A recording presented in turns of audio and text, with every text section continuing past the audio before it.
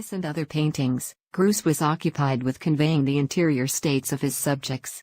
Here, daydreaming takes the girl's attention away from her domestic task.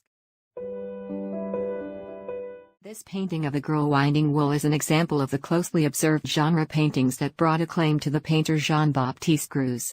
He mastered the ability to render a range of materials, as seen here in his treatment of the girl's young, pale flesh, the cat's fur, the worn wood, the weight of the metal scissors, the soft, billowing fabrics.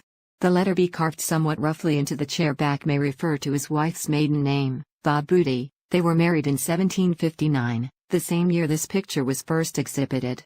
Perhaps Greuze's model is her younger sister. The artist had already painted several portraits of Baptiste family members, including his wife, and Gabrielle, and her brother and father. What do wool and hand cream have in common?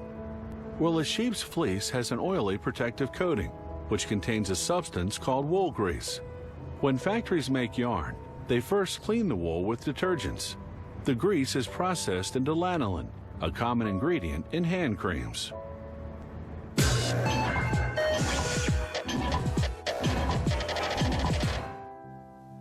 Historians believe that people began raising sheep for food and clothing about 10,000 years ago.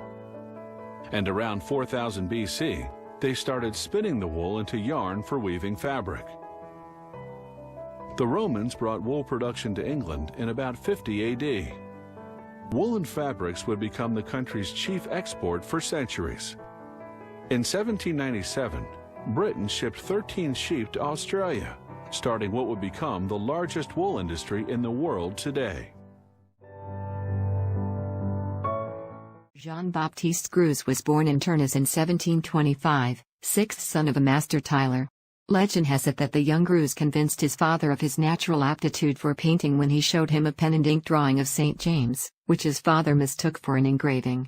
Greuze was sent to Lyon to study with the commercially successful portrait painter Charles Grandin, 1691 to 1762.